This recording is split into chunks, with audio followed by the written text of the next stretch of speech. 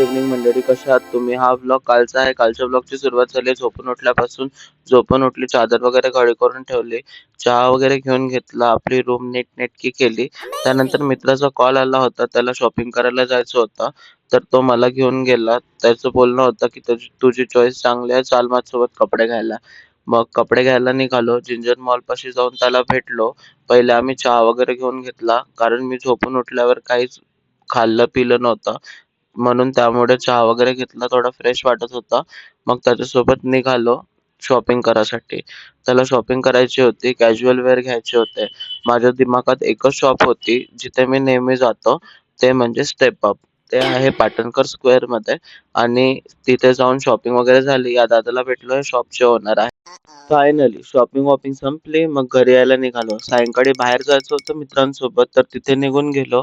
रात्रीचे blog shoot करणंच विसरलो यार. मग रात्र झाली होती घरी यायला. घरी आलो, झोपून गेलो. सकाळी उठलो, फ्रेश वगैरे झालो, जेवण वगैरे केलं. आणि त्यानंतर सायंकाळी मला जायचं होतं रिसेप्शनला. आज होती ऑफिसला सुट्टी. तर थोडा आराम करावा म्हटलं. जेवण वगैरे करून आराम करून घेतला. आणि सायंकाळी रिसेप्शनला कुठे जायचं आहे आणि कोणाचं रिसेप्शन आहे ते मी नेक्स्ट ब्लॉगमध्ये सांगतो.